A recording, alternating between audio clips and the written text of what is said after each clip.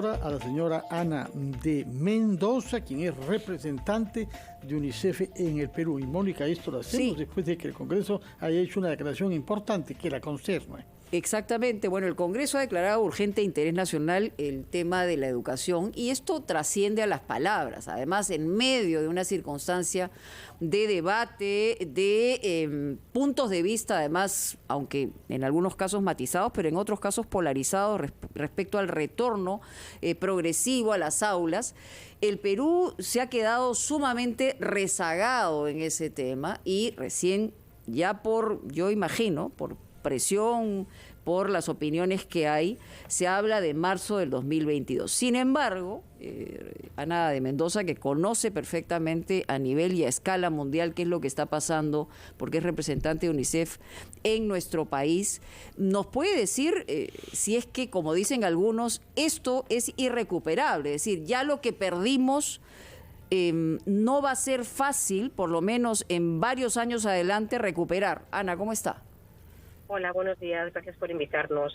Mira, sí, estamos hablando de una crisis educativa sin precedentes y por eso desde Naciones Unidas decimos que no hay tiempo que perder y todos los días cuentan, ¿no? Es una buena noticia que se abre el 1 de marzo, no podría ser de otra forma, pero para que el 100% de las escuelas estén abiertas en marzo, ahora estas 6 semanas que tenemos por delante son semanas que son realmente importantes para que todas las escuelas están habilitadas, que es el 80%, prueben sus protocolos, prueben la semipresencialidad, los chicos y chicas vayan y tengan la experiencia de ir para podernos preparar bien y para que el 1 de marzo estén al 100%. ¿No? Ahora tenemos solo el 10% de los chicos y chicas está yendo semipresencialmente.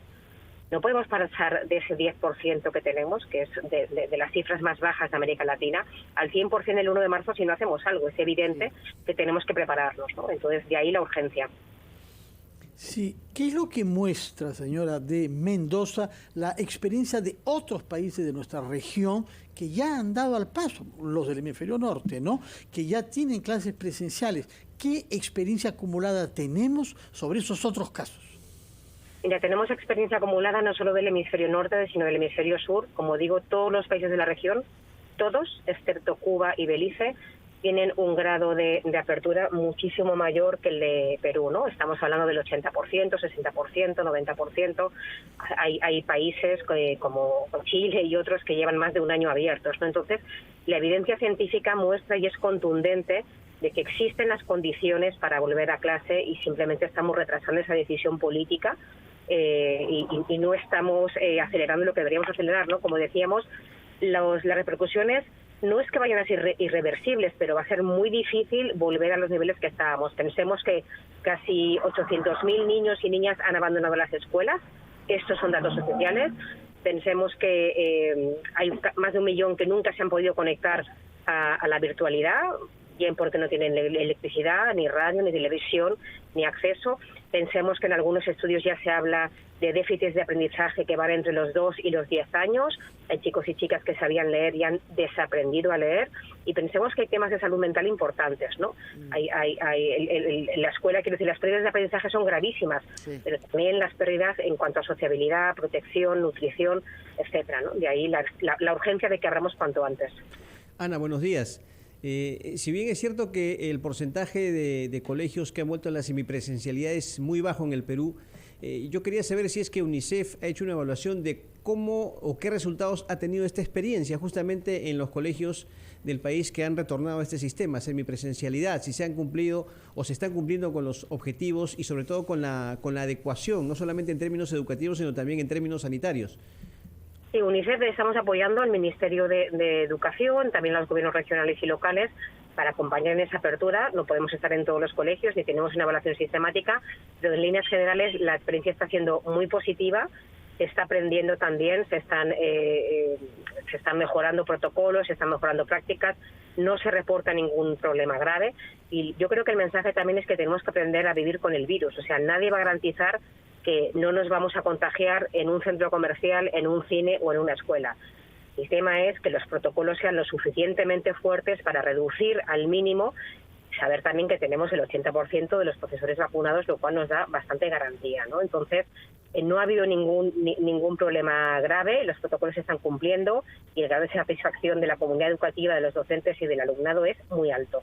En cuanto al desfase, si hablamos de estas cifras, 10% ha retornado a la semipresencialidad, se habla de el 100% el 1 de marzo del 2022. El desfase tiene que ver con la aplicación de protocolos, tiene que ver con la infraestructura y en mayor o menor medida cuál es la posibilidad que hay. Imaginamos que un presupuesto muchísimo mayor para enfrentar en este corto tiempo ese déficit que hay, porque de otra manera va a ser imposible, siquiera la semipresencialidad.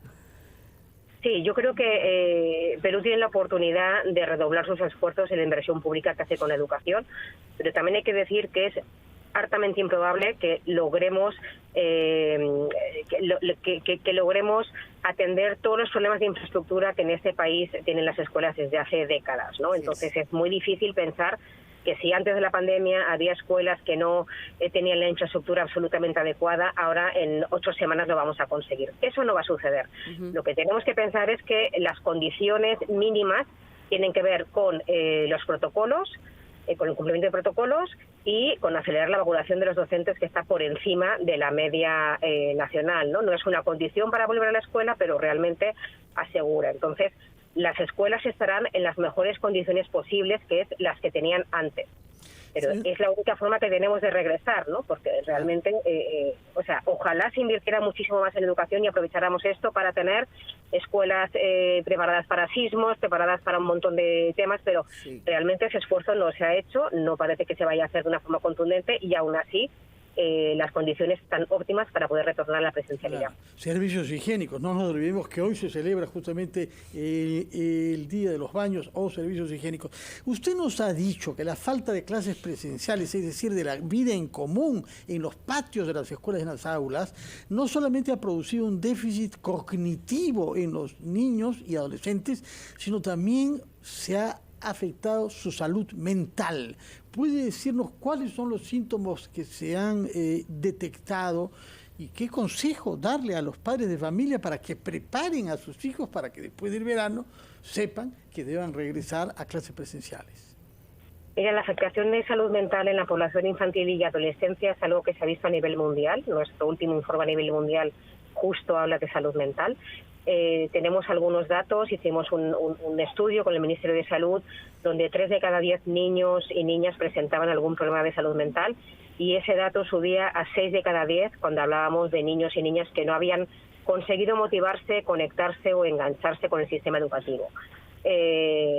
Yo creo que es muy importante por eso preparar tanto a las escuelas como a las familias y al alumnado a la hora de volver, porque no se trata de volver y ponerse a estudiar en el punto en que estábamos, sino retomar también todo lo que tiene que ver con la sociabilidad y también entender que las vivencias que han tenido los niños y niñas estos 2 años han sido muy diferentes, ¿no? Se han agravado las brechas que había, la población más vulnerable lo ha pasado peor, a nivel de aprendizajes, pero también a nivel de soporte emocional.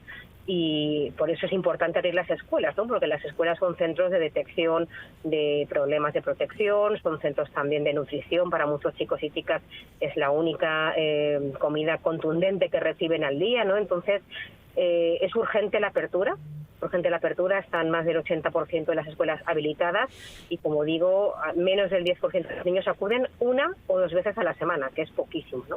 Sí. Muchas gracias por sus explicaciones y su presencia en RPP, señora Ana de Mendoza. Recuerdo que usted es la representante en el Perú de la Agencia de las Naciones Unidas para la Infancia, UNICEF. Muchas gracias y buenos días. Vamos a oír los titulares de la hora, son las 9 en punto, en unos segundos, y regresamos a ampliación de noticias.